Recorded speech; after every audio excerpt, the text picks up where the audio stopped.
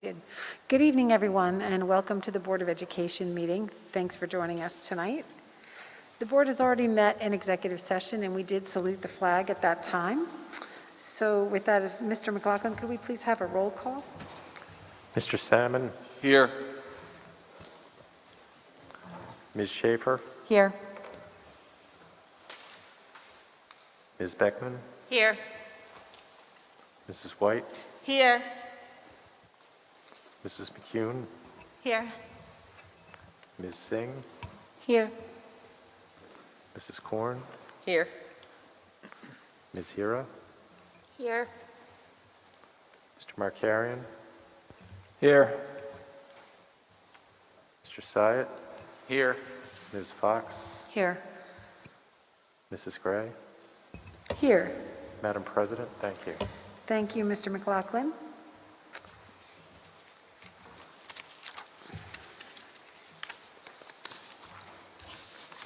Once again, welcome to this regularly scheduled meeting of the Board of Education.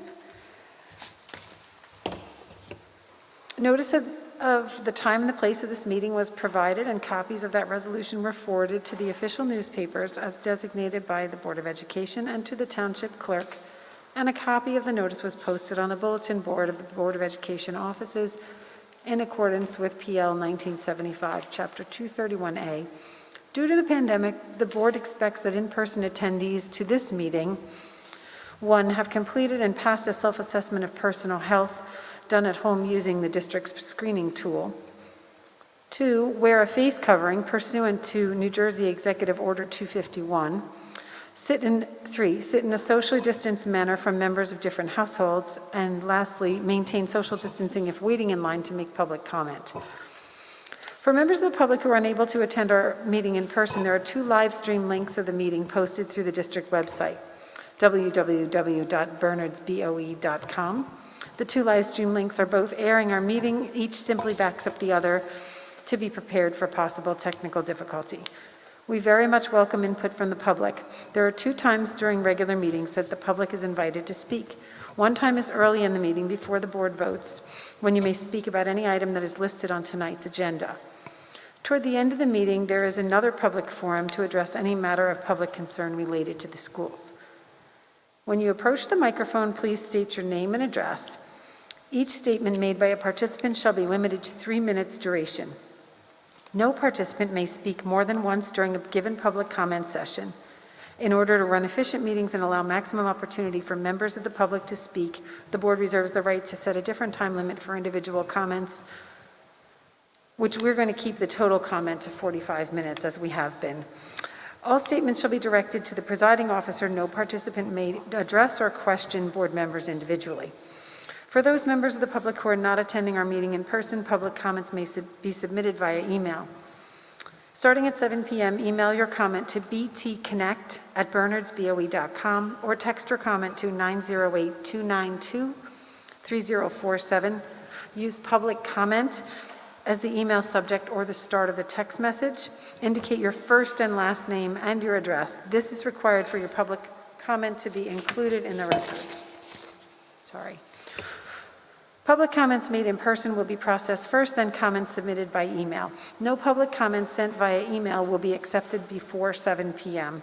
or after item 18, board forum of the agenda begins. Please understand that public comment portions of our agendas are not structured as question and answer sessions, but rather are offered as opportunities to share your thoughts with the board. The board may or may not respond to public comments. Any board responses to public comments will generally be addressed during board forum or during committee reports. However, all comments are considered and will be investigated and addressed as appropriate. Please be courteous and mindful of the rights of others when speaking. Comments may not be abusive, obscene, threatening, or irrelevant. Please understand that students and employees have specific legal and privacy protections. The board is not permitted to respond in public to comments about students and employees. Please also understand that the board will not be responsible for the content of comments made by members of the public. Members of the public are cautioned that they are speaking at their own risk, and any personally directed statements they may make may subject them to legal liability to the affected individual.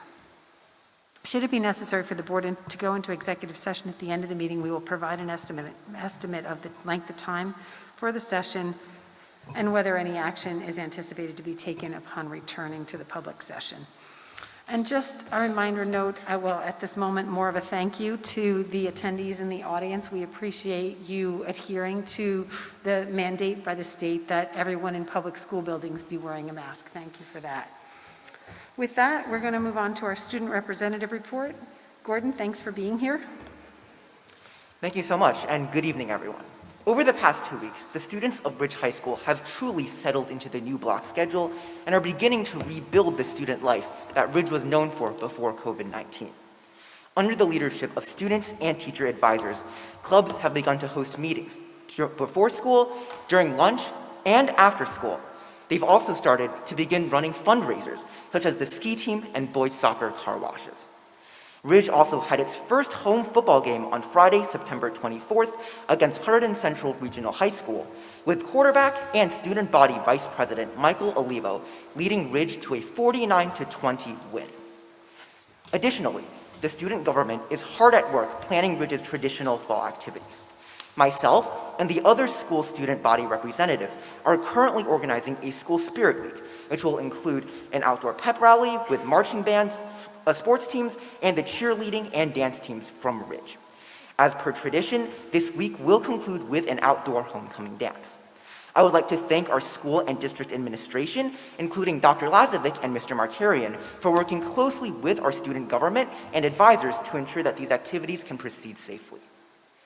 With the first month of school drawing to a close, I'm incredibly proud of the resiliency and initiative displayed by everyone at Ridge thus far.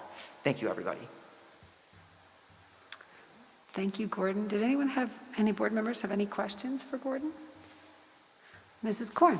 Gordon, I just want to say your enthusiasm is catchy. I love it. I mean, it's so nice to have you come speak. You just make me feel good about Well, thank you so much, Mrs. Korn. what's happening at the high school, and I'm glad it's going well. So thanks, Gordon. You're a breath of fresh air, if they will. Well, thank you so much for your kind words, Mrs. Korn. Obviously, my only hope is that I can represent Ridge to the best of my ability, and that hopefully, the things that need to be said and things that need to be done get done in order to ensure the best environment for the students and staff at Ridge. Yeah, I just want to echo Mrs. Korn and say the positivity is just truly energizing. We love it. So thank you, and you probably know the drill. You're most welcome to join us and stay, but we understand if you have work and commitments that need you getting home. Have a nice evening. Okay, so now we're up to the superintendent's report. Mr. Markarian? I just have the one item for the HIB report, and that is all. Okay, so we need a motion on that. Mr. Salmon and Mrs. White. And a roll call, please, Mr. McLaughlin.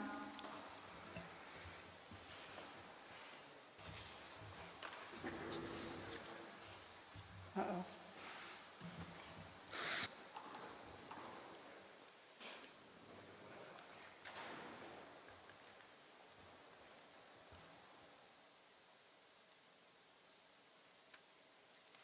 It was Mr. Salmon and Mrs. White. Sorry. Mr. Salmon? Yes. Ms. Schaefer? Yes. Mrs. Gray? Yes, sorry. Ms. Beckman? Yes. Mrs. White? Mrs. White? Yes. Ms. Singh? Yes. Mrs. Korn? Yes. Ms. Hero? Yes. Mrs. McCune? Yes. Madam President? Thank you, Mr. McLaughlin. With that, we're up to our next item, which is public comment on agenda items. If you would like to come up and make a public comment, we ask that you please state your name and address for the record. And after you've completed your comments, please as well record them on the sign-in sheet.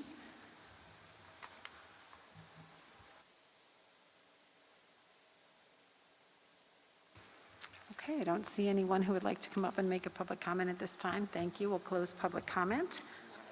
Oh, I'm sorry. I wrote myself a note saying email question mark. Do we have any email comments? We do not have any email comments. Oh, all right. Thank you. All right, so with that, we are up to approval of minutes. So can we have a motion, please? Mr. Salmon and Ms. Singh. And then a roll call, please. Mr. Salmon, Yes. Ms. Schaefer, Yes? Ms. Beckman, Yes. Mrs. White, Yes. Ms. Singh, Yes. Mrs. Korn, Yes. Ms. Hira, Yes. Mrs. McCune, Yes. Mrs. Gray, Yes. Madam President. Thank you. So our next item is the Finance Committee report. I see 13 items. Is that correct? It seems so small. Okay, so then we have 13 items for a vote tonight. So can we have a motion and a second? Ms. Beckman and Mrs. Korn, and then I think Mr. Salmon has a report for us. I do. Finance met on Thursday, September 23rd. The first item for discussion was a facilities update from Bill Gerichter, who's the president of Advocate, the district's food service and facilities consultant. As to food service, we got a report on the program being restarted after it was shut down last year. Sean Walsh from Mr. Gerichter's office has been on site for several days during the first few weeks of school and will stop in periodically. John McLaughlin from Aramark has also been on site. Jason Baer, who's the new district food service lead from Aramark, has been doing very well and increasing the offerings at Ridge High School. Currently, the menu at Ridge is about 80% of what it was pre-COVID. This is primarily due to a large freezer at Ridge that broke. Mr. Gerichter explained that it would be fixed by October 1st. Sales have been increasing almost every day at Ridge High School, with the best day being around $3,400, which is about 50% less than the highest pre-COVID day. Mr. Gerichter explained that this is typical when instituting a unit lunch program and that sales would slowly increase after 3 to 6 months from starting the program. However, he said that we would likely only get to about 75% of sales from their pre-unit lunch days. In the past, the district has used money from food sales to pay wages and benefits for lunch aides at the elementary schools. However, Mr. McLaughlin anticipated a shortfall in food sales this year and did not rely on food sales to fund these positions for the current year. Mr. Gerichter explained that the district is currently short 5 food service workers. We had only been down 3, but 2 recently left, one for more pay elsewhere and the other left the workforce. Aramark has expanded hours for current part-time workers to cover the labor shortage. Mr. Gerichter expects staffing to be a challenge throughout the school year for food service and facilities. Mr. Markarian asked Mr. Gerichter whether we would need to proceed with the planned Ridge High School cafeteria kitchen renovation program renovation project, given that the unit lunch is up and running. Mr. Gerichter explained that the renovation could be scaled down to replacing some equipment in the Ridge High School kitchen and possibly some aesthetic modifications, which would potentially leave budget for replacing equipment in other kitchens in the district. However, Mr. Gerichter recommended gathering more information about unit lunch as the year progresses and revisiting the upgrade renovation project later in the school year. Mr. Gerichter also provided an update on the pre-ordering system. He said the uptake is relatively slow because students are not having any problem getting food or waiting in lines to pay. He told Aramark to focus on increasing the menu before working more on the pre-ordering system. The committee also asked about the district's applications to the New Jersey Department of Education about our food service satellite stations at Ridge High School that were planned to be in the atrium and other areas. Mr. McLaughlin said that we are still waiting to hear back from the DOE on those applications. Custodial update, Mr. Gerichter explained that the district is down a lead custodian and 2.5 regular custodian positions. Dave Cooney, the Aramark facilities lead, said this is normal labor churn and recruiting is going well but slow. Mr. Gerichter believes the custodial positions will be easier to fill than food service because the custodial positions are full-time. The next item for discussion was an update on the WAM science room renovations by John Perrin, who's the Assistant Director of Facilities for the district. The science rooms are substantially complete and are being used by staff and students. Mr. Perrin went through various punch list items that remain to be completed. Some backsplashes are missing and some valances to cover exposed piping for the workstation sinks. There's also some base molding missing and some locks were incorrectly installed. And there needs to be a window repaired. Mr. Perrin is working with the contractor to address the outstanding items.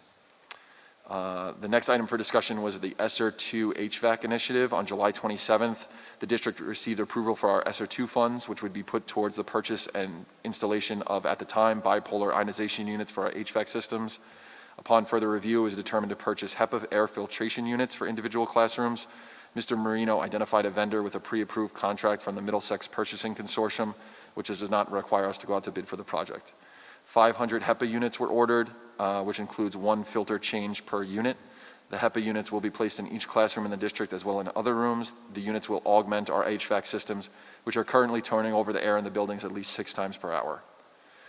There was a short update on some non-agenda items. The Mount Prospect HVAC issue that occurred. These systems are circulating air, but the air is not being cooled. It is a controls issue rather than a mechanical issue. We received a quote from AME, which is the district HVAC controls vendor. However, it was a bit higher than we expected, so we identified another controls contractor, and we are seeking a quote from them at the same time. Short update on the Oak Street roof project. This is going to be the coming summer project. The project is going out to the bid in the fall. As far as the agenda items, 1 through 3 are standing items. 4 is professional development. 5 is disposal of old textbooks. 6 is approval of a parental transportation contract. 7 is acceptance of out-of-district students. 8 and 9 are student services. 10 is approval of consulting contract for speech pathology services. 11 through 12 are student services, and 13 is submission of an ARP grant application to cover out-of-district tuition costs. That's it. Thank you, Mr. Salmon. Does anyone have any questions for Mr. Salmon? I see Mrs. Korn's hand. It's not a question, but I wanted to say there was some positive feedback that the paninis are back at the high school for the lunch. So, way to go, Aramark. I didn't cook them, but Well, I'm just saying that since we were talking about no, that's great news. It was a positive. They were very excited. I was surprised. So, there was some excitement about the paninis, so that's good news. Good news comes in all shapes and sizes, right? So if no one else has a question or comment, then Mr. McLaughlin, could we please have a roll call? Mr. Salmon, Yes. Ms. Schaefer, Yes. Ms. Beckman, Yes. Mrs. White, Yes. Ms. Singh, Yes. Mrs. Korn, Yes. Ms. Hira, Yes. Mrs. McCune, Yes. Mrs. Gray. Yes. Thank you, Madam President. Thank you, Mr. McLaughlin.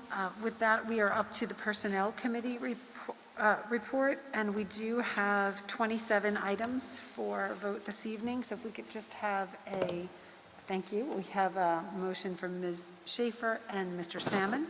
And Mrs. McCune, you have a report, correct? Yes, we do. The Personnel Committee met on September 17th. I'm going to kind of reverse the order of what happened in the minutes because the first item is the most lengthy, so I'll talk about that last. We talked about different staffing challenges and positions that Mr. Syed has been advertising for. I think that our biggest discussion in terms of staffing issues was about bus drivers, which I think anyone who's been reading the news or talking to anyone anywhere is aware of. So we spent a bunch of time talking about different strategies dealing with busing and got an update on that, which is probably completely outdated now because that was a little while ago, and we seem to have gotten some of the regular route issues worked out with the middle school, and now we're focusing more on the buses for athletics and things after school because they're having issues finding enough buses for that too. We talked a little bit about early morning coverage now that the elementary school parents and Ridge and WAM's doors are opening earlier in the morning. And then we spent a lot of time meeting with a consultant. Her name is Robin Daniels, and she came and met with us on Zoom. She came highly recommended from several other districts, including Montgomery, and she had already met with our administrative team at the end of the summer, and they were very impressed with her. So they brought her to meet the Personnel Committee. So she's a consultant that could help us with our equity and inclusion initiative. We, as you might remember from last spring, we have grant money that we talked about using for a consultant, so that's what this is about. She came and she told us about herself and the process that she goes through with school districts to kind of get stakeholder input by doing surveys of staff, students, and parents, and also then focus groups where the different stakeholder groups are put together by her researchers to be random and representative, so everyone who's interested in participating can fill out a Google form, and then they pick a representative makeup for the different focus groups to get more in-depth information and stuff that you can't just get out of a survey, to really see what people are thinking and what the conversations are about. She did a presentation at the Montgomery Board of Education meeting, which people can find on their website if they're interested, after she went through the process with them. But basically the process would be about a 10-week process with 6 steps. So that includes the surveys that I just talked about of students, staff, and parents, and then focus groups, which would be done on Zoom, which are recorded so that they can transcribe them and analyze, the different topics and stuff that came up in those. So that would happen. I think the survey happens first, and then the focus groups, and then her researchers analyze all the data, and then they do a presentation which includes recommendations for the school district. So basically this is more, we usually we always submit every 3 years an equity plan to the state that we do in the committees in our buildings, the professional, so what's the word, Mr. Syatt? Professional Development Committee, PDC. PDC, I get so confused. Professional Development Committee. So the PDCs are the committee where that goes on. So this would be a similar type of thing, but in like a deeper dive into it. And whatever recommendations would come out of this would be just preliminary that would go back for more discussion. And obviously, it's just a starting point for the conversations. So a couple questions that board members had when we were talking to her. One was about how they pick the focus groups. And she explained that, how it's random, so that it's not just like, like people that know someone got to be on it or whatever. So anyone would have a chance to submit their name for it. We asked about what types of response rates other districts got for the survey. And they got very high response rates for the staff and student surveys, not quite as high for the parents, which is not surprising because, when you send things out, people are busy and they don't always fill them out.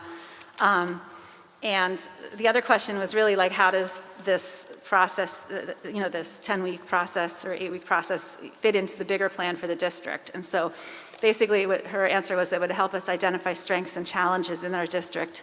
And each building would then have a team that would move forward with recommendations for training, professional development, coaching, and other initiatives. So we all liked Ms. Daniels a lot, and we recommend, that we move forward. So I don't know if anyone has any questions. I know people got some of this in the minutes, but any board members have questions? Yeah. I remember talking about this at the Wellness Committee, I guess. How much is this? How much are we paying her? Oh, I'm sorry. I don't think I even said, because I talked about the grant and then I didn't say. It's 30, for the full thing that she does, it's $30,000, which would be the grant money. Okay, so in this grant money, I remember it was with the Sr2. Is that where it's No, coming it's not. from? It's a different grant. Can you explain the grant But money? is this the only thing it can be used for, diversity and equity? We couldn't use it for like mental health stuff or anything else like that?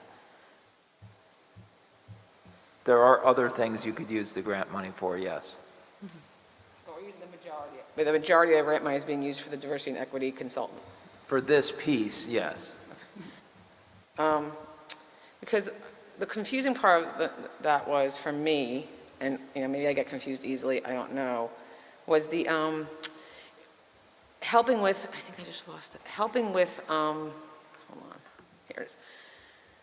Our New Jersey diversity and equity and inclusion mandates. Are those the mandates for our curriculum? Or is it like, what kind of mandates are these? Is it the mandates that we have to like teach about, like the, we had to work more about diversity? Some of it's curriculum, some of it's other stuff, because all of these equity, and the equity, even before the new mandates, all of the federal laws that apply for equity, you have to look at policies, you have to look at hiring practices and personnel, you have to look at everything, not just curriculum. So it's not what we're teaching kids, it's how we hire people, what people, like, I'm having trouble understanding like what they're trying to dive down and deep into. Well, there's like 4 components. One is policies, our district's policies. One is hiring and stuff, staff development, and then classroom stuff and curriculum. Okay, so about who we're hiring and how we're training them? You know what I mean? I'm just curious. I'm Well, curious. do you want to chime in? Yeah, I can jump in. So yeah, What we're teaching is a very small part of the work. What it really is when Dr. Daniels, comes in, what she does is she wants to speak to the community members, speak to the students, and really focus on, she asks them questions, and the focus isn't just on curriculum. In my area, it would focus on hiring practices, obviously trying to recruit more diverse candidates, which has been an effort in human resources for quite a while now. Also board policies, though. When we do our comprehensive equity plan every 3 years, we've got to make sure that we're adhering to board policies around inclusion and equity. It's a very small part of it. So the work that she does is really just to get feedback about some of these topics, to get thoughts, to collect thoughts. It isn't to take any action, it's to get some recommendations from her and her group and her researchers. Okay, and for example, what was her recommendation to Montgomery? Well, I can tell you some of the things that she would recommend would be to look at specific groups like human resources, I'm going to focus on for a second.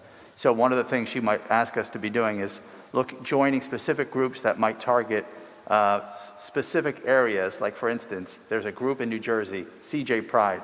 Its mission is to attract diverse candidates. That's an organization now we're already a member of, but their goal is to try to attract and recruit more diverse candidates. That might be a recommendation, an outcome from something like this. But we could hire them without having her as a consultant. What is it? I'm sorry, I couldn't hear you. But we can hire them without having had her as a consultant first. Yeah, I just gave you an example. Yeah, Right. Yep.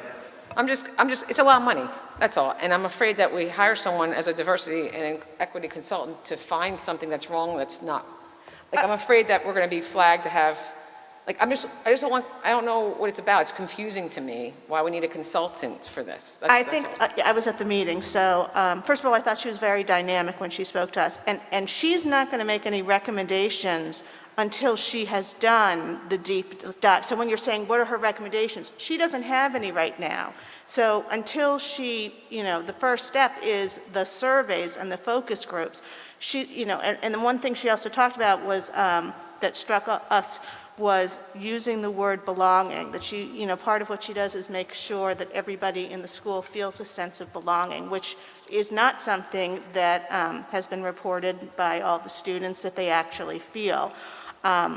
So we were very impressed by her. And I think one of the reasons Robin pointed out the Montgomery presentation is that it's probably very similar to what she shared with us. So I think if you go to that, and I'm sure also in our I see the presentation. yeah, it'll answer a lot probably of those questions that you have, but she was very impressive. I have no doubt about her credentials and how impressive she was. No, but I'm saying, in terms of what we need to do, this is not something that any of us have this area of expertise in, and so I think having somebody who can guide us is something that we need. But we do a pretty good job of educating children. But it's not just about educating the kids. That's what I'm saying. It's not just That's curricular. what I'm talking about. It's like the whole gestalt, I think she also was talking about assessing it. So we put into effect a lot of different things, but she also said, she engages with how well are we doing? How are these things that we've put into place working? So some of them come out to be positive recommendations or comments, like, HR is doing a good job, we just need to keep moving forward, things like that. So it was an assessment tool, too, of where we stand, which I thought we kind of need to have an assessment of where we stand right now.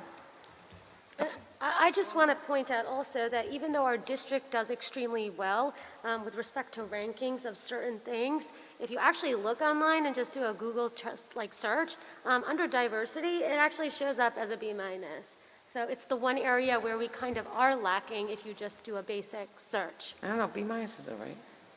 Well, it's an my A+, kids is it's an A+ passing. and an A, and an A+ and an A in pretty much everything else, with the exception of diversity, which happens to be, and this is just one source, and I'm not saying it's credible or anything, but it's just, if you do a Google search, this is what shows up on niche.org. And I'm sure there's others. Right, and I'm not saying anything is wrong with diversity. I think it's great. I'm just saying that we need to hire a consultant to make sure we're diverse. Seems like a kind of a backwards way to do it. But I think, again, can I just area jump where in a little there bit is about some work the is money needed. part? I mean, it's a lot of money, it's $30,000, but when you look at what she's going to do in terms of conducting a survey of that size and transcribing all the, focus groups, like I have to do transcribing for, my research at Rutgers. It's really expensive to get things transcribed. So like a lot of the money is for work that we can't do ourselves. Like we're not going to, transcribe all of the interviews and stuff. And it's going to be interesting data because of the way it's conducted.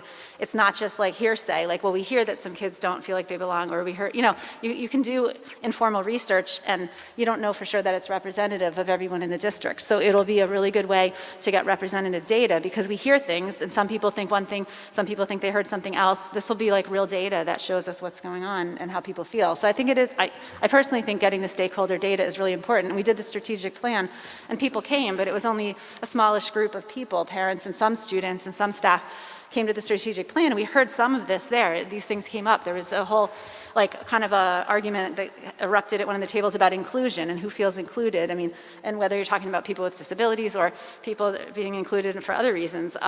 It did come up in our strategic plan, but it was, again, in small groups where it wasn't necessarily representative of the whole community. So that's why I feel that it's important to get the data that she would do.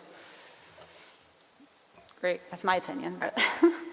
It's fine, it's great. It's just, I just feel like there's a lot of other things that we have to worry about. They're really important things, but, I mean, I just question, like, what her recommendations were for other schools after she did this. That's what I'm wondering. Yeah, so Jen, I had the exact same question for her because she made it very clear that she's not giving recommendations. She said that 3 or 4 times, like, she is not going to provide like a plan, an action plan for anybody. I asked that because I was actually looking the other way, like, if we are spending this money, like, you're going to do this analysis, but then it's just kind of sitting there, right? So, but she made it very clear that she's not providing like a plan or a project or anything forward. This is just an assessment tool, and it's for what comes out of it, then it's up to us how to use that information. It's really, in my mind, it was not very different than doing an academic assessment and then having using that information to plan forward for a student or something like that. But I asked that question specifically, like, what's the result of this? And if you look at I did watch the Montgomery board presentation, and it was very similar to the kind of, there's a lot of like background that she goes through and kind of like how Robin reported, like the data collection tools and what the process was and how this plays out. And then it's really just like a presentation of like the survey responses in graph format. And then I think the end of it was like a 1 slide with like 2 bullets of things that you could look at, but in a very general, like professional development, like more kind of like inclusive, it was kind of vague, but it was like, these are a range of things that you could possibly do with this data, but no path kind of forward. No, like direction, no, not at all. That's why, like, if you look at the presentation, is like an hour long. She has 40 slides. 39 of them are about the process, the data collection, and the data analysis. And then there's 1 slide at the end that says, here's what people sometimes do with this data. So after we're all done, she's going to come here and present it to the public and all of us. I would imagine if you watch them, I would imagine what we see is very similar in terms of format to what happened. And did anyone talk to anyone over at Montgomery to see like what they did or how they responded, how the parents responded, what was the overall So they did feeling? have it's just the board meeting. So there's a Q&A with some of the board members that ask about, one board member did ask, like, so what do we do? What do we do now, right? And there's some strengths and challenges, like, so how do we address these? And she said, like, that's kind of up to you to decide what to do with this. Yeah, it was in the last, 2 weeks, month? And, I did talk to my counterpart in Montgomery, and one of the things they talked about, maybe this more directly answers your question, Jen, and to your point about, spending that kind of money to do something like this, what he talked about was it's the process too. It's the opportunity for students and for staff and for parents to talk about shared experiences, to talk about differences, to enter into a conversation they never get to have. And then he and I both made this connection, and we've done this too, to our bigger umbrella of wellness. giving folks the opportunity to talk about their shared experiences, finding commonalities. So she even talks about this, that it's that process that we never get a chance to be able to do as a community. And the goal is to bring the community even closer together. That's the ultimate goal. I think that's great, but sometimes I think stuff like this can backfire and Absolutely. not bring people together, but actually draw them apart. So I'm yeah. hoping that we have very tight reins on this and that we're watching that. We're not going to let it become like this place stinks because we don't do this. No, I'm afraid of that. So, and I don't want that for our kids or for our school district. That's why I asked the question, like, what comes out of this? Like, are you just going to give us a laundry list of, like, shortcomings and say that this is, this place is on, going down the tubes, right? So it was clear that that's not the purpose of it. Like Suzanne said, it was organized as a strengths and challenges thing, like reinforce your strengths, shore up some of your challenges if you can, but no plan of how to do that. That is up to us to figure out what to do next. But it also can, when you were saying, like, it can be about health and wellness. It can be about curriculum. It can be about hiring practices when we see, where our strengths are and where our weaknesses. It's not just going to be, one little area that we're focusing on. We just have to wait and see what the responses are like. And I think the fact that it's a lot of times we do these things and parents are like, well, how come I didn't get picked and how come I didn't get picked? And we have nothing to do with the selection process. It's completely random. So we are going to get, hopefully, a good amount of information that really is an accurate reflection of our community. All right, I didn't know we needed a consultant for that.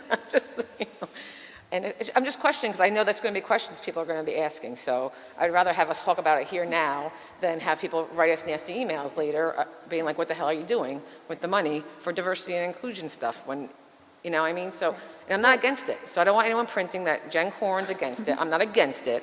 I'm answering the questions. I'm asking questions I think are No, I think it's good, and I good think questions to ask, and we're spending a lot of money, and we're still in this weird school stuff, so it's just another thing we're piling on for people to have to do. So I'm just trying to make sure that we're going in the right direction. It's not going to backfire on us, and then, I think the way that she organized the process is that there is like kind of an upfront discussion about the communication, like the process and the communication plan and what we want to get out of this. And I think that is, in my mind, like hearing her discussion of how she operates and how her team operates, that's going to be like a critical part of this to ensure exactly what you said, like we're not just coming out of this with this laundry list of concerns, or we're not just like saying why everything's going wrong, but where is the analysis and like what are we using that for ultimately? I think also one other thing which you had alluded to, Robin, was, I want to say maybe 2 years ago now when we did the little strategic meeting plans. I think it was 2 years ago. Some of this stuff had come up and everything had to be shelved. So this to me is, we are moving forward again with initiatives that are related to making our district as strong as it can possibly be, as opposed to just everything being about COVID. So for me personally, I was excited to hear what she had to say and how to go about it and how we could move forward and getting back to all of that. I mean, I think it also just provides transparency, which is something that the community is asking for, and again, aligns with our initiative about emotional and overall well-being, because if there are certain issues that come up as part of this, analysis, it just brings it to light. And then again, we take this information and do what we need to do with it to just, again, help our students. So I don't see it as a negative thing at all. And I do understand that it's quite a bit of money, but I think the community has been asking for transparency. And I guess it's a way for us to just collect information from a neutral individual. It's fact-finding. I mean, that's just my attorney sense coming out. I just want to add one thing. Kind of following up on what Mrs. White was saying. we've been all COVID all the time for what seems like a really long time, and this is taking us back to some of the initiatives that were the result of our strategic planning process. And I think there's great value in looking beyond what we know we're going to continue to deal with for an indeterminate period of time. And on the note of consultants, it's not uncommon to hire a consultant, and I'm not looking to weigh one against another, but we hired a consultant just a couple of years ago for the Gifted and Talented program from when we did the reevaluation, and we've hired other consultants. Well, $30,000 is a chunk of change for sure. I think this will benefit K-12, this particular consultant's hiring, and that one we valued for a group that was grades 3 to 5. So I think just to put it in some context, I do think that there's value in moving forward with this individual. Yeah, I mean, I agree with what you just said. And I mean, not to forget the staff component of it too, because they're going to have their opportunity to, to speak too, and that's an important area. So we want to hear what they have to say too. Any other questions?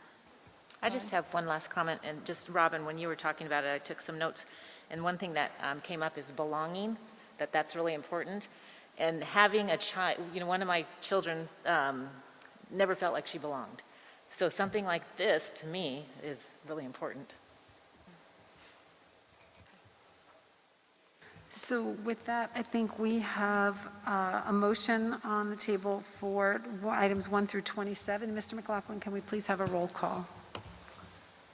Mr. Salmon, Yes. Ms. Schaefer, Yes. Ms. Beckman, Yes. Mrs. White, Yes. Ms. Singh, Yes. Mrs. Korn, Yes. Ms. Hira, Yes. Mrs. McCune, Yes.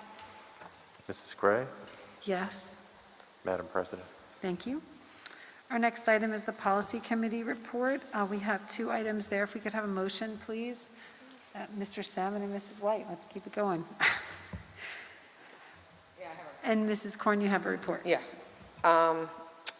So I think we talked about we talked about the second reading last time, at the last meeting, but I'm going to go through the other stuff first, and then I'll go into that last. So our general policy and regulation guides, there's a bunch of revised policies. There's policy 2422 is comprehensive health and physical education. It's just required, the required curriculum must be listed in the Burns Township School District's policies according to the NJSLS, which is the New Jersey, what is that? What does that stand for again? New Jersey NJSLS, our, curriculum. Student learning. Student learning. So therefore, new statutes associated with the comprehensive health and PE curriculum will be listed in this policy. So it's called Comprehensive Health and Physical Education.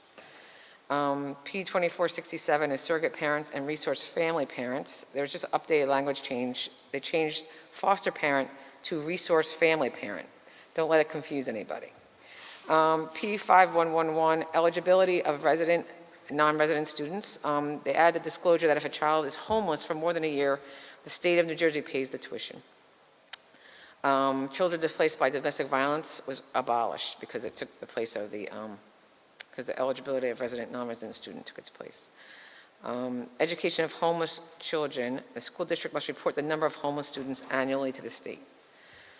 The policy and regulation for eye protection was revised, and it said an appropriate eye protection device was clarified and a detail is added to the school district's requirements. Excuse me.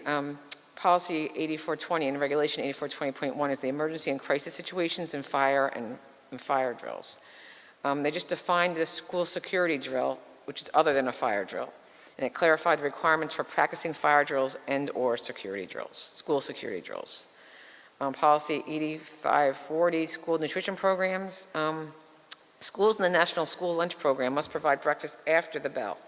But this does not apply to Burns Township School District since we do not participate in the National School Lunch Program for operational reasons. Policy 8550 is meal charges and outstanding food service bills. So it applies to students that charge lunch if they are short on funds that day. If there's a negative balance in the account, you just want to work with the family to determine if they may be eligible for a free or reduced lunch. And the policy just describes how the district will collect the outstanding balances from families who are not eligible for the free and reduced lunch. So there's the New Jersey Department of Education Office of Fiscal Accountability and Compliance Audit, new and revised policy guides. So there's the policies 6115, 1, 2, and 3. And it just is all mentions of all child left behind were changed to Every Student Succeeds Act. That's basically for that. And then there's policy 6311, contracts for goods or services funded by federal grants. Again, all mentions of child left behind were changed to Every Student Succeeds Act. And the business administrator will check the system for award management, which is SAM, maintained by the U.S. government, which replaced the excluded parties list system to be sure we are not contracting with any ineligible providers of goods and services. Policy 9150 is school visitors, which was revised.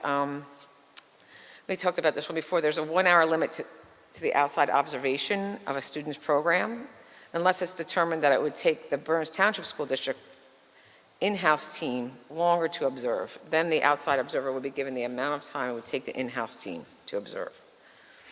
So now, for the second reading is for the road forward, right? COVID-19, the health and safety. We did first reading at the last meeting and talked about it. And the updates, I'm not even sure if this is still, did this change since? No, this is the same. It's the This same, is right, for the same minutes? after we, So- right, it's actually the third time we've looked at it, but we changed it once. Okay, so it's policy 1648.11, and the updates are pursuant to the state mandates as per the Executive Order 253. In Appendix A is regarding vaccination, that school contractors are responsible for their employees' testing and tracking. Additionally, they must provide upon request their employees proof of vaccination or negative COVID-19 test. The Burns Township School District is participating in the State of New Jersey COVID-19 testing program. And Appendix C is the masking. It just added language that anytime persons are indoors, not outdoors, indoors in school buildings, masks must be worn, including at BOE meetings. If there's not an exemption granted, the person may be asked to put on a mask, the person may be asked to leave the property, the person may be asked to go outside, or the person may be subject to other consequences as described in the Executive Order 251. And then there's policy 1648.13, which is school employee vaccination requirements. And it's all employees must either provide evidence of their vaccination or comply with the weekly testing as per the other Executive Order 253. And that's it. If anyone has any questions. Any questions for Mrs. Korn? Okay, Mr. McLaughlin, could we have a roll call, please? Mr. Salmon, Yes. Ms. Schaefer, Yes. Ms. Beckman, Yes. Mrs. White, Yes. Ms. Singh, Yes. Mrs. Korn, No. Ms. Hira, Yes. Mrs. McCune, Yes. Mrs. Gray, Yes. Madam President. Thank you, Mr. McLaughlin. Our next item is the Curriculum Committee report. I know Mrs. White has a report for us. Yes, I do. Quite a lengthy one. We had a meeting on September 9th. Over the summer, many curriculum writing projects took place for K through 5th grade. For K1, the word study curriculum was updated utilizing the 95% core phonics curriculum, handwriting without tears, and Haggerty phonemic awareness. There is now a 40-minute block dedicated to word study and handwriting without tears. And assessments have been aligned to the standards-based report cards. For 5th grade, teachers reviewed the curriculum and lessons that were created the past year and a half. The purpose of this was to reflect and respond what worked well and what teachers wanted to continue to utilize. Any unfinished learning students might have from the prior year was identified in order to plan for all students to receive instruction and practice to achieve mastery of the NJSLA standards in reading, writing, speaking, and listening. Additional opportunities for writing is one area identified as needing more time, as well as building stamina to increase writing. There will not be an increase in homework. The 5th grade standard-based report cards are ready to be rolled out this year, thus completing these reports for grades K through 5. And discussions will be held as to whether it would be beneficial to bring these standards-based report cards to WAMS. 5th grade has also added 2 new books to its historical fiction book club unit, Refuge and Ground Zero, both by Alan Gratz, that deal with relevant and sensitive topics. They are not required, but are rather additional literature choices for students. As with K through 5, a complete review of curriculum also took place with the goal of mastery of the NJSLA standards at WAMS. The pacing in both ELA courses were reviewed to ensure proper sequencing. At Ridge, the pacing and sequencing of lessons, activities, and assessments were adjusted for the rotating drop schedule. A number of new books have been added to some courses, as well as shifting books to different courses and removing some books too, in order to increase engagement while addressing and meeting new mandates. For K through 5 math, teachers reviewed the curriculum in order to also address any unfinished learning and better address skills. Discussions entailed pacing for the school year based upon observations from the previous year. Areas of strength and areas of concerns were identified in order to move forward. This year, students will use a combination of pencil and paper as well as digital entry on the computer for math assessments. Writing does help with conceptualization, so digital tools will be used as a supplement. As reported last spring, Quest will now be an enrichment special for K through 5 that all students attend once a week, and they will no longer attend a technology media special. The Quest block of time will be taught by the Quest teacher and media specialist. This program is an enrichment special for all students and will be divided into 3 themes by trimester: systems, structures, and exploration. Each grade level studies the same theme, but with an articulated and grade-appropriate curriculum. The curriculum standards that were previously met in the Tech Media Special are going to shift and be infused throughout the K through 5 curriculum. Some areas to be included may be digital citizenship, Chromebook care, internet basics, and tech and application skills. Quest is separate from accelerated and advanced math and has its own identification process. For all grade 6 through 12 social studies teachers, they were provided with an opportunity to update and revise their courses as needed to be consistent with the recently adopted 2020 New Jersey Student Learning Standards for Social Studies. The updated standards emphasize skill development, so teachers work to integrate social studies skills such as evaluating sources and supporting an argument throughout their course. Teachers identified focus skills in each unit to be assessed in both formative and summative ways across a variety of types of projects such as research presentations, scored discussions, and presentations. Specific objectives were determined, and the final iteration is a document that includes all the skills students should have after completing their years of learning in Berners Township. All the work that has been done is so teachers can access skills, create formative opportunities, and summative ones, for example. Each grade level will now have the addition of climate change, as it is a new mandated standard. Ridge Social Studies teacher Elizabeth Seifert will be receiving a certificate in climate change so that she can train teachers across the board to help teach these mandates. Also, the 8th grade elective, Current Issues, was revised. Students have been expressing a sense of fatigue related to the discussion of controversial issues and the news on a daily basis.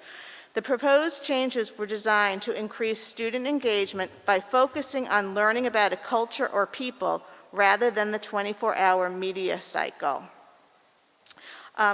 We went over the technology plan, and a student device initiative will be implemented to provide teachers and students with flexible access to technology across all the grade levels. And the hope is for all students to have received their Chromebooks by October 1st. The expectation is that WAM students will only use a school-issued device while at school, whereas students at Ridge may be permitted to use their own device by the teacher when the district device is not needed. Use of the district device is preferred, but balanced so that when not necessary, students can use their own device. And for any student who does need a device immediately, they should contact Alex Binder. All schools also commemorated Patriots' Day, but approached it differently based on age appropriateness. At the elementary schools, the principals each read aloud a statement at the start of the day, and then teachers taught a lesson related to what the spirit of the day is and why it is so important. At Wams and Ridge, the day began with a moment of silence, and Dr. Lazovic and Mrs. Hudak also made a statement about the day during morning announcements. At Wams, each grade level has a specific lesson related to the day that includes watching a video, acknowledging the first responders, and discussing valuing the heroes and acts of kindness. At Ridge, the social studies classes held discussions based on how 9/11 ties into their course. All teachers were sensitive to the fact that they were difficult conversations to have on the third day of school while relationships are still being established with students. A letter went out about the state assessment for the 2021 school year, and parents should have received it about a week ago. Ms. Fox was informed of a new graduate requirement for the class of 2023. Students in grade 11 will be required to take the New Jersey State Graduation Proficiency Assessment. Details have not been shared by the New Jersey Department of Education, but as soon as they're made available, they will be shared. This is news for everyone, and while students are required to sit for this exam, there will be multiple pathways available to students should they not pass the exam. The graduation assessment requirements for the class of 2022 are the same as they were for the classes of 2017 through 2019. And students must have a passing score on the grade 10 Park ELA and Park Algebra 1 or use an alternate pathway. We also received a summer update. K through 1 students had been placed in groups based on areas of deficit, not by their buildings, and in the spring, all students provided those who were virtual with given assessments which provided needed data. The parents were sent letters, and students were invited to participate for 4 days a week for 45 minutes. There was less student participation this summer in comparison to last summer because recreational camps were available and many parents opted to send their children. For ELA, students mastered skill 5.5, which is blending, an important skill when reading, and skill 5.7, segmenting. Some mastered the skill while others mastered it with support. Parents were also provided with packets of activities that they could do at home that included a focus on sight words. There was also less participation of grade 2 students for the same reason. Students mastered short vowel and 3-letter blends with closed and open syllables. While there's still more work to be done by the students who participated, they definitely benefited from the learning program. Grades 3 through 5 used the cadence learning for the summer, and there were in ELA 31 enrolled with 25 consistently attending. In mathematics, 24 students enrolled in the program, while only 20 students consistently attended. 2 surveys were filled in during the course of the program, and approval of the teaching increased by the second survey. Feedback was that the materials were good and the conversations were engaging. In addition, a pre- and post-assessment was given to all students, which showed growth in all 3 standards being reviewed. The big question remains, did this intervention help? But it's still too early to answer as we were only a few days into the school year. But when data from MAPS and Start Strong testing is available later in the fall, then that can be assessed. It's important to note, though, that our students did not demonstrate the same loss that students in other districts experience, and therefore some skills covered in cadence were not necessary for our students. In national comparison, our students performed better. Federal grant money allowed the ESL program to run once again, and there were about 70 students in the ESL. There are 70 students in the ESL program, and 33 of them participated during the summer program. Teachers reported that they loved the program and that it was very successful.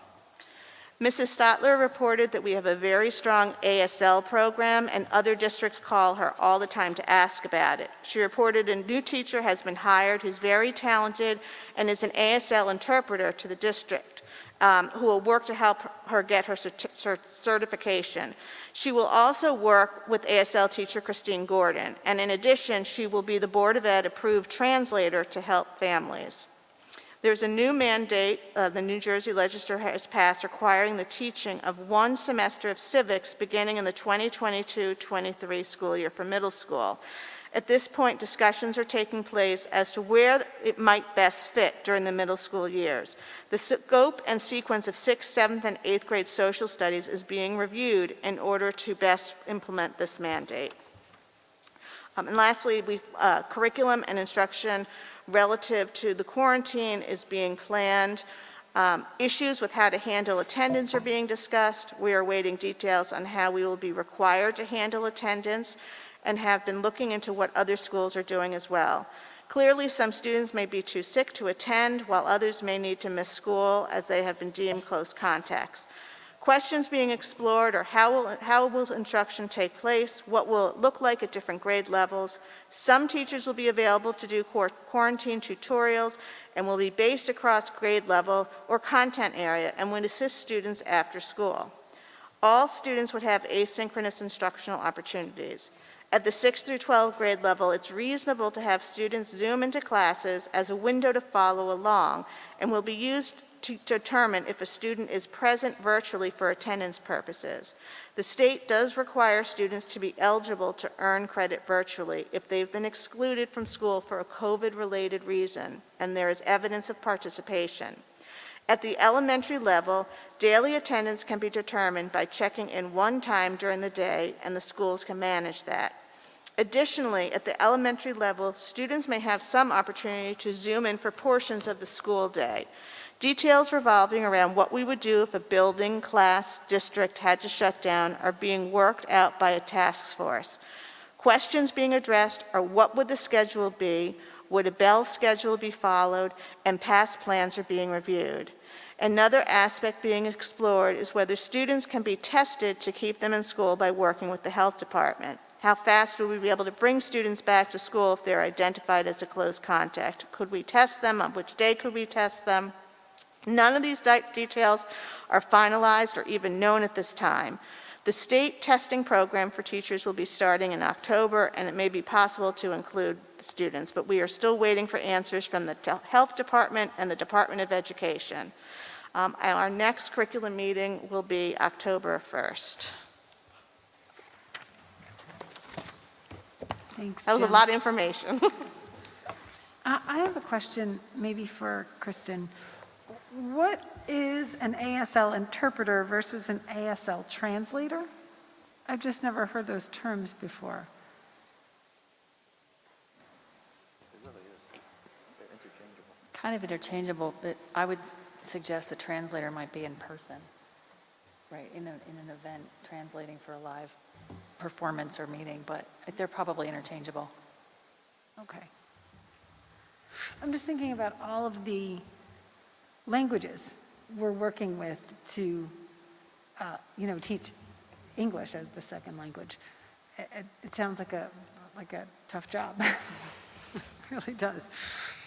I think it might just be the context that they're working. I think if they're interpreting for other people, like you go to a show and they're interpreting for the audience versus a translator when you get a translator when you're having a meeting or a doctor's appointment, you know what I mean? Where you have a person helping I see what you're translate, saying. I think. You might want to say that ASL is the American Sign Language. It's hard to, if they're not reading the audience is not reading. We're saying ESL and ASL, and it's like a little confusing. So the ASL is the American Sign Language Program. That's where the interpreter is, right? Yes. And the ESL is English as a second language You're program. exactly right, and I heard them as both the same. You're absolutely right. And it's confusing, so you might, just so people know what we're talking about, that the ESL, the English as a second language kids had the federal grant money to come in the summer, right, to learn some Yes, stuff. they There's have, 70 of them. every summer we have And the that. American Sign Language is Ms. Stotler, and we have a really great program. And Correct. we have the interpreter, because even listening to it, even though I was reading it, they sound so much alike, it gets confusing. And I know that the American Sign Language program is very popular, and it's an excellent program. And I'm so glad we offer it, because it really changed some kids' lives. I know for a fact that kids who took that just thought it was so great, went on to become, major that in college and stuff, so I think it's great. the ESL, I'm glad the kids got to come in this summer because they didn't have to wear masks. I can't imagine how hard it is to learn English as a second language when the teacher and yourselves are masked where you can't see someone's lips to actually try to understand someone speaking the language is not your first language. So I hope there's some kind of accommodation for them going forward now. I don't know, maybe going outside and talking to the teacher. I don't know. I don't know if they get pulled out to learn, if you don't know the language from the beginning. I think there's tutorials. No. Any questions for Mrs. White? Okay. So then our next item is the Wellness Committee. Do we have a report? The Wellness Committee is meeting this Thursday. We are looking forward to getting an update about the start of school, and I will have notes out as soon as possible so I can report on Monday, next week. We have another meeting next week, right? Thank you. And does anyone have any liaison reports? Mrs. Korn? I don't really have a report, but I was wondering if Caitlin Cartaccio, she does the municipal line, sent me, are we allowed to mention the Mayor's Fall Festival? I don't know, is that politics? I don't even know. They're having a fall festival for the whole town up here at Astor Field. Sure. Am I allowed to talk about it? I don't know, I'm asking. The question is... I don't know, John? Like, it was sent by the...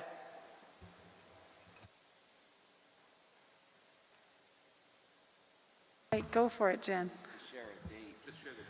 Share a date. Yeah, it's the Fall Festival for the town, October 2nd, and it's at Municipal Complex in Astor Fields, the park at Ridge High. They're having pumpkin rolling, DJ games, crafts, balloon artists, free cider, donuts, face painting. It's for the town, so. Okay. All residents are welcome. Yes.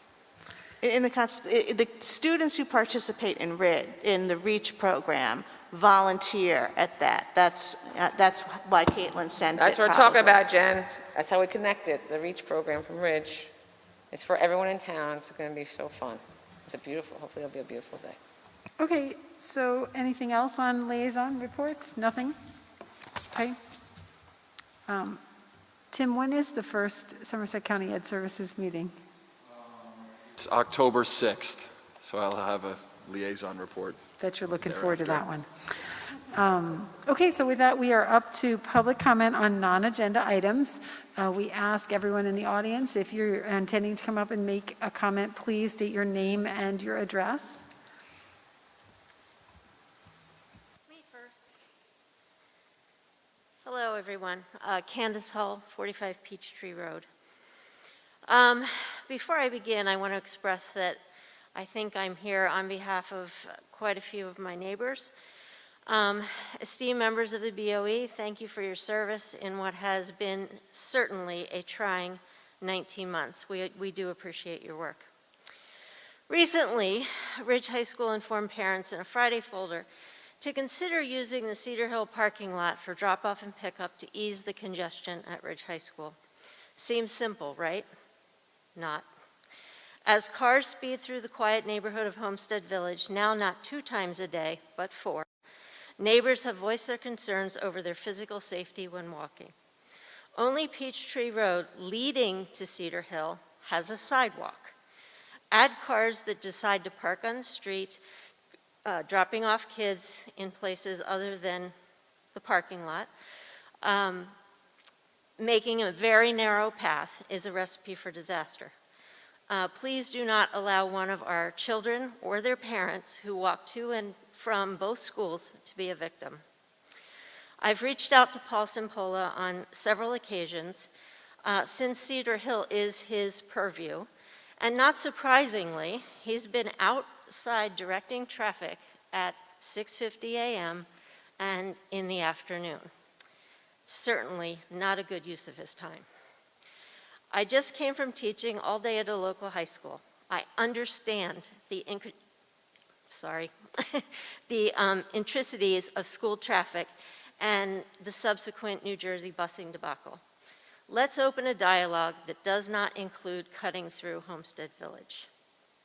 Possibly dropping off at the community center.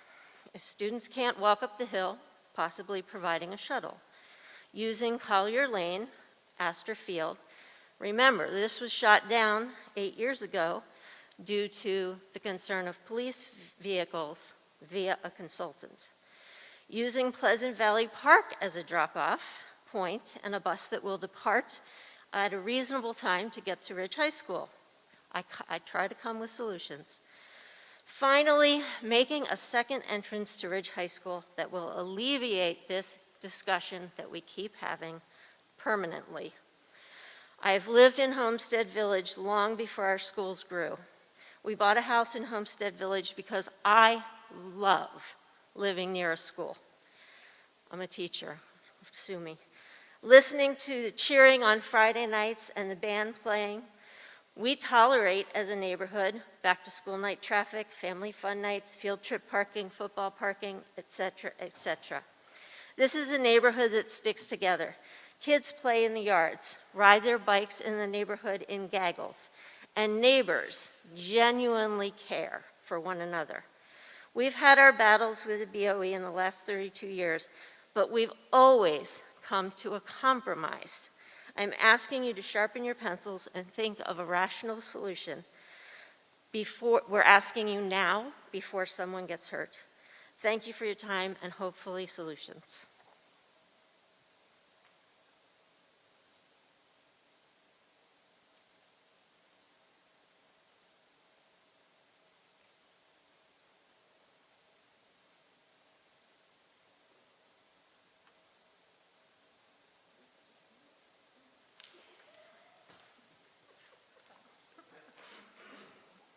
Good evening, Leslie Atchison, 60 Peachtree Road. I have nothing prepared, but I would like to reiterate what Candace has said. As a neighbourhood, we have seen such increase in traffic. My husband decided to go to the office this morning for the first time since school started, couldn't get out his driveway because the cars were going boom, boom, boom, boom. My kid walks to the high school. My kids have walked to Cedar Hill. Thankfully, we're able to use the field behind our house, but even crossing the walkway has always been a concern for us. I walk a dog, as many of our neighbours do, and it has been quite a serious issue for the last 7 years that we have lived here. I'm not familiar with everything that went on in the previous years regarding the other entrance, but again, I think we would all like to see something happen, and not just as a Homestead villager, but as a person who lives in this town. I do feel Finley Road has some major traffic concerns that affect everybody, commuters, school people, children, the whole neighbourhood. So we would like to also have some conversations regarding that, but hopefully we can come to a solution that makes everybody safer and happier, and that everybody feels that they've been listened to. Thank you.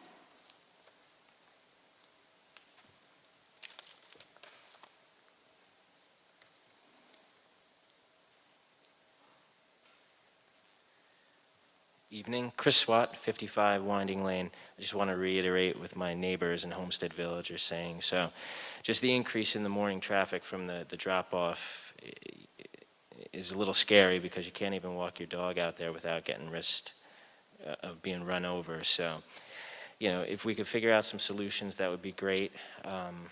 You know, my kids are in first grade, so when they're walking with no sidewalks, as kids do, not paying attention, it's a recipe for disaster. So, you know, please consider working with us and the BOE and everyone to figure out a solution here, because something bad's going to happen. So, and I don't want to see that. So.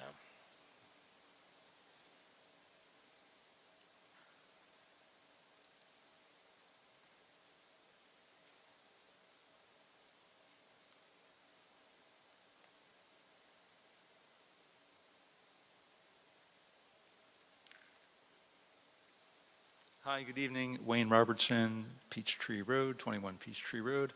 Really wanted to just echo the great comments that my neighbors have brought forward. I've lived in the neighborhood for about 30 years and you know, been through all of the changes and increase in the size necessary to support the schools. And I remember a comment from the superintendent of schools, I think it was at a meeting probably 20 years ago when debating various options for how big to make each school.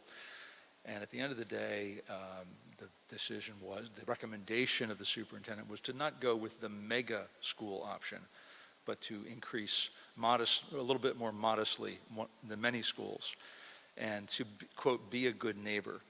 And that was the phrase that I just wanted to bring forward, be a good neighbor. So, you know, driving down Finley and seeing the sign that says no entry allowed between 2:15 and 2:30 or something like that, you know, prohibiting vehicles except if you're a bus. That didn't seem to me to be acting like a good neighbor. So encourage anything you could do to look into this and come up with, hopefully, a permanent solution. Thanks.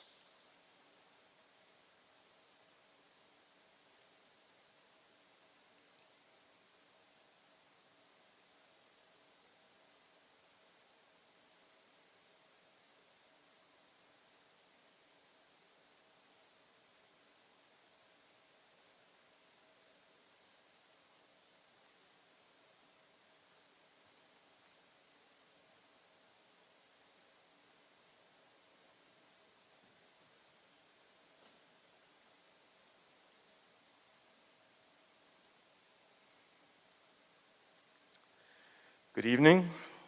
My name is Ron Signorino. I live at 8 Homestead Road in Homestead Village. I've been a resident there at that address for 30 years. You are our neighbors. The Board of Education has an address on Peachtree, as I understand it, and I would hope to be treated like a neighbor. And I'm wondering about the ethics of a neighbor treating another neighbor in the manner that we are being treated. I think it's preposterous that we are being made to give up our quiet, our comfort, and our safety, and the safety of our children for the convenience of anyone who wants it. And that convenience is recompensed with a callous disregard for our safety in the community. We are subjected to hordes of individuals every morning, every night, that care less about our safety and our children's safety. They want to get in and out. Devil may care for the rest of us. Your latitude is allowing this, and it needs to be ameliorated in some manner, shape, or form to the satisfaction of everyone. And I hope you'll listen to that impassioned plea and act accordingly. Thank you.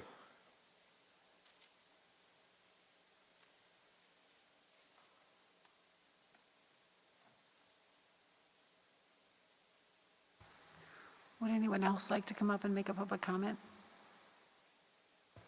Okay, Mr. Syatt, do we have email? We do. Okay, thank you. Public comment first is from Sherry Nelson, 195 Smoke Rise Road.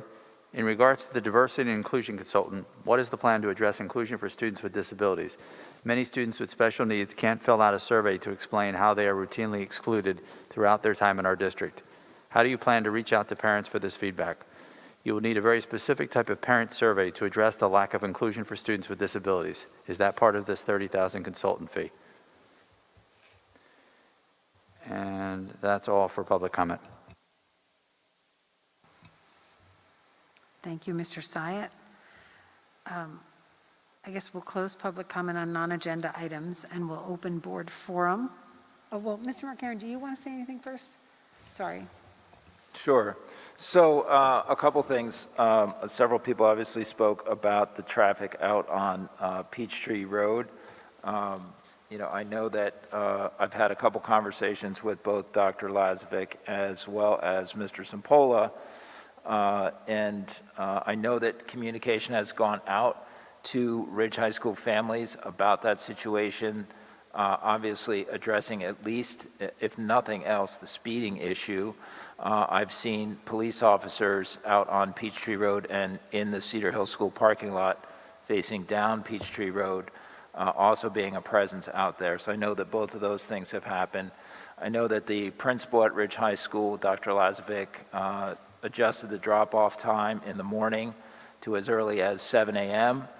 To try to alleviate some of the parent drop-off traffic in the morning. I know that a small number of families are taking advantage of that. You know, as far as the human behavior is concerned, I'm not sure that there's a simple fix to that. I'm certainly open to conversation.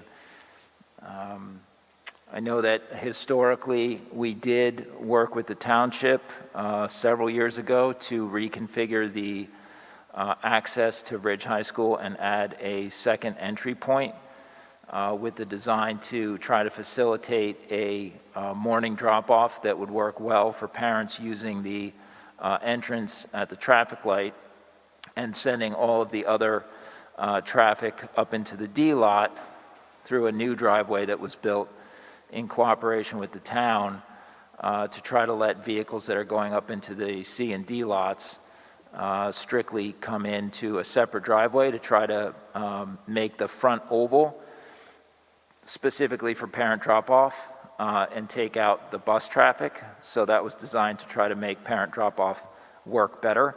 Obviously, as some members of the public have pointed out, it's difficult. We have one access point there.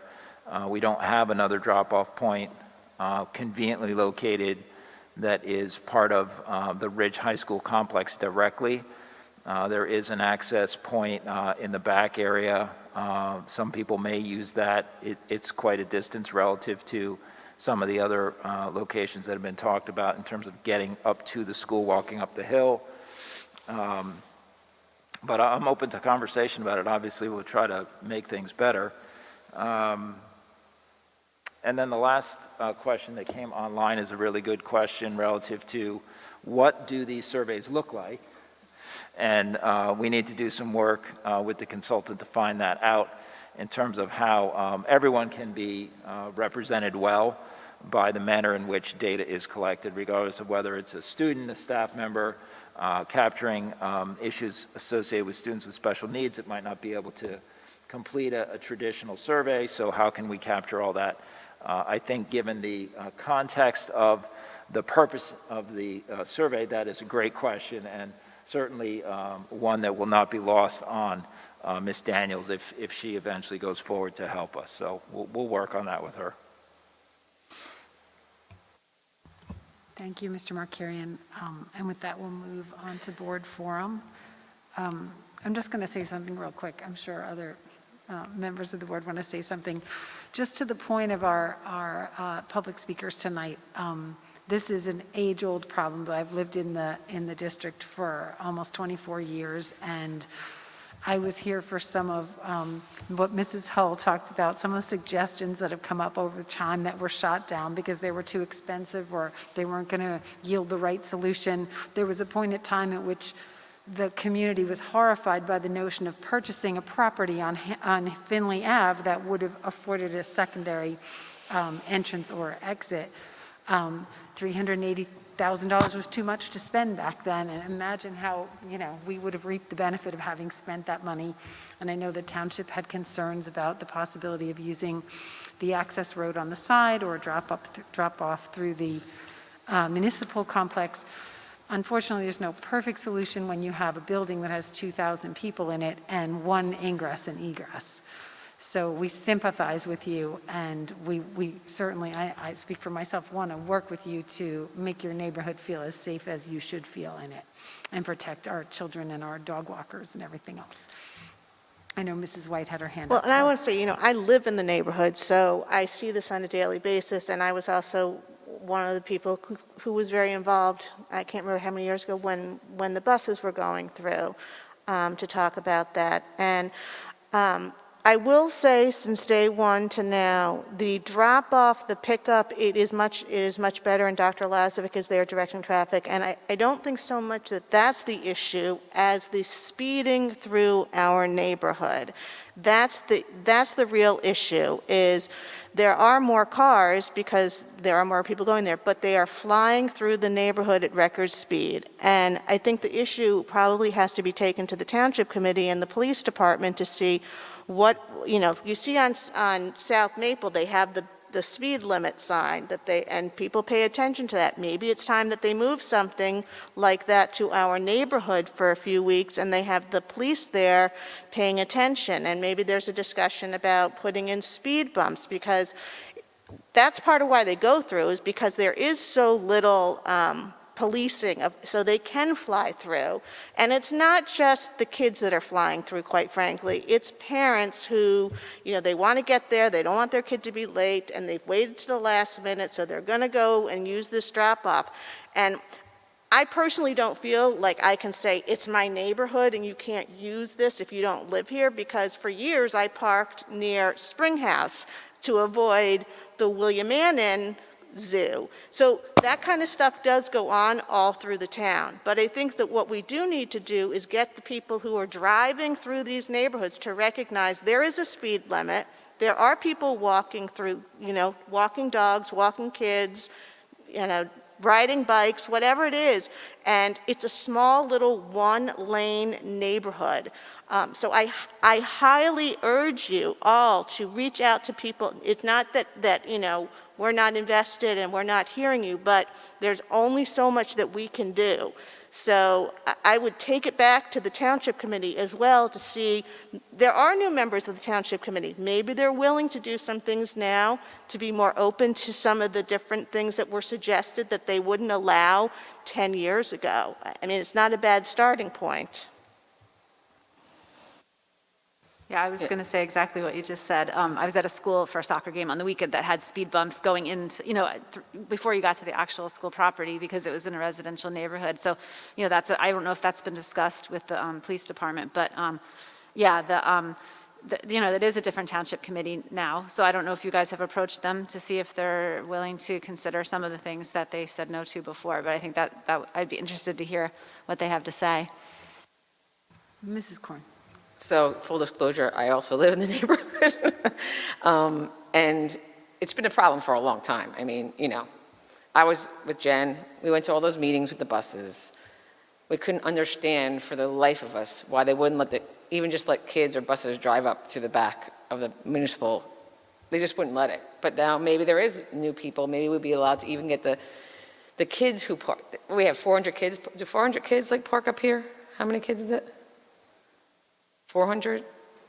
Well, there's 400-ish seniors, and then half of them, they share a parking whatever. space. So I'm just saying that something. even if we just alleviated some of the cars off, it would just make it easier for everybody. There are solutions that were really shot down, I think, I don't know why, but I don't want to even go there, but I just think it's something to bring up again. It wouldn't cost a lot of money. It's paving a tiny section of road, and maybe we get some cars off the line, and then I'm not sure if speed bumps, because it sounds great for some people, but if the speed bumps, you have to go over the speed bump every day for every time you have to leave your neighborhood. It's annoying. So I don't want to speak for everybody because I don't know if everyone would be into that. So I'm just saying that I'm sure there's a lot of creative solutions, and I think speeding is one of them, because even people going to Cedar Hill speed up that hill and down the hill because it's all downhill. So coming out of there like a bat out of hell, and I walked to Cedar Hill for many, many, many years, and it's an issue. It's always been. So, and I think really people awareness of, yes, you're in a neighborhood, and I think a lot of neighborhoods, if you live in a neighborhood with a school, you have to, like Candy said, you're willing to sacrifice certain things. And other people who live in William Ann's neighborhood or the other grammar schools kind of get that, but ours is much tighter. It's much smaller, I think, driving through there, and there's tons of kids running around, and it does get dangerous, and I'd hate to see anything happen. And my kids are bigger now, but just talking about it, talking about the speeding, talking about the danger, putting it out there is a good idea too, so that people are aware that this is an issue. And there are a lot of little kids, and you don't want to be that person. You don't want to be the person who caused a tragedy when it's very avoidable. So, and I think there are some discussions. There probably are some simple things that can be done to alleviate some of the traffic. Now I get it because the busing is hard. I don't think everyone's taking the bus, so I think the traffic is. I drive out the neighborhood. It's to Lyons Place. like 7:15 in the morning. It's far. But that's always been an issue too. So, but I feel like there probably are some things, maybe you can go back to the Township Committee and do some, just nothing crazy, just some simple things that might be able to help out. And for a win-win for everybody, hopefully. Ms. Schaefer? I'm frankly appalled because this isn't students who are racing through this neighborhood. The students park over here. They have no reason to be in Homestead Village. These are parents dropping off kids. So that's on the parents, like, slow down. But I do have a question because we live on the other end of Lake Road and the backups down Lake have been astronomical. And I think, Jen, you mentioned, I think you hit it on the head, more people are driving their kids than sending them on the bus. Mr. McLaughlin, do we know if there's any sense that the bus riding is going up at all, or is it fully, We don't know. If you're asking me, do we have a census on a daily basis, we could ask them to begin to do that. Yeah, we but can. I have not gotten any feedback about, Yeah. the buses, although I know that they're fully enrolled, so to speak. Every seat's taken up on most of these buses. People have signed up for these seats. Whether they're riding on them, I don't know what the ridership is like right now. I don't know. And maybe as people feel more and more comfortable and things, are sort of getting back to normal and they don't want to sit in the line on Finley or Lake, that they'll be more willing to send their kids on the bus, but we got to get some of these cars out of the system. Missing. I wanted to change the topic to the diversity survey really quick. I have been thinking about it, and I was listening very carefully with the debate that we were all having earlier, or the discussion rather, and I think that I'm a little excited to see how this might go if we move forward with it, because whereas I think we do live in a pretty diverse town, and I think that a lot of us in town are aware of the diversity that we have. I will always say that we can always learn more about anything out there. So you could be an expert in any field and you'll still learn something.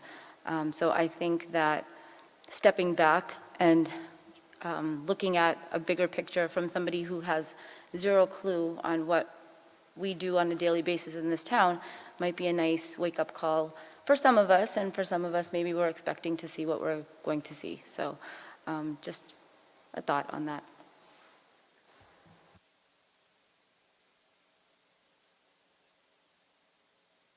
Anyone else?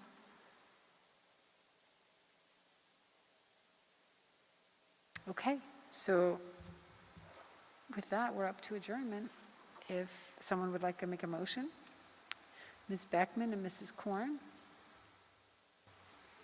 All in favor?